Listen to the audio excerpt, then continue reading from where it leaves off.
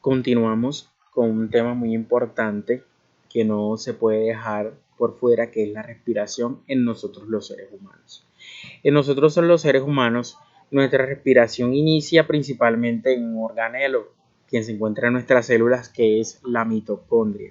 La mitocondria es la encargada de la respiración celular y de la formación de la energía.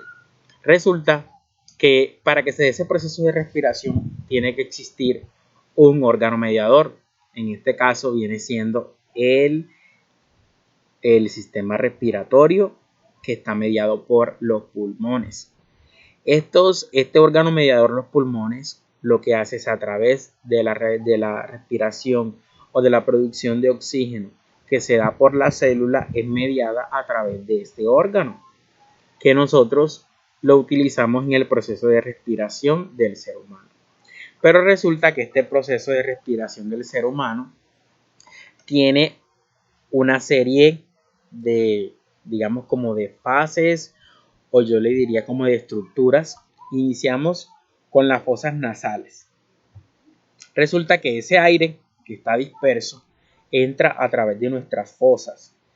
Este aire que está aquí, que entra, se filtra y se calienta. Este pasa por nuestra faringe,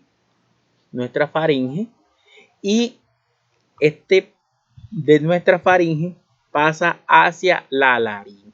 De nuestra faringe pasa a la laringe, de la laringe pasa a nuestra tráquea, este huesito que tenemos aquí, que pasa de las fosas nasales, laringe, faringe, tráquea, y de la tráquea pasa a nuestros pulmones.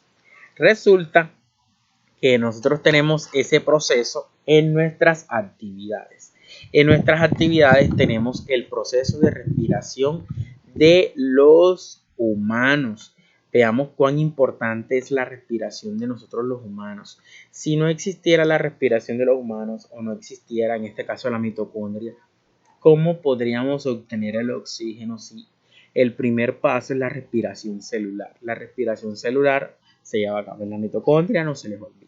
Entonces, como se da a cabo en la mitocondria, tiene que haber un órgano mediador, como se los dije, que es el pulmón. Pero para que todo esto llegue al pulmón, tiene que pasar por una serie de etapas. ¿Cuáles son esas etapas?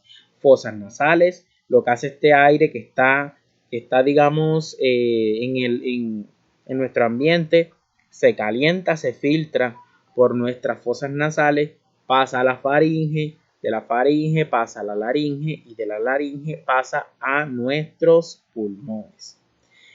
Gracias a estos pulmones es que nosotros podemos respirar.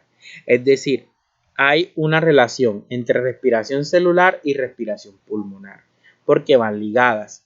Es decir, por eso estamos hablando de la respiración indirecta, porque la respiración indirecta necesita de un órgano mediador, es decir, que nuestra respiración es indirecta, porque necesita un órgano mediador, que en este caso son los pulmones.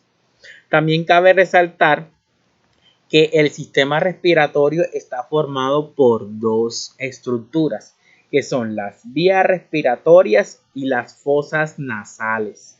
Nuestras fosas nasales y las vías respiratorias, que es donde pasa el oxígeno. Las vías respiratorias de las fosas nasales son las fosas nasales. Esas fosas nasales son la faringe y la laringe, la tráquea, los bronquios y los bronquiolos.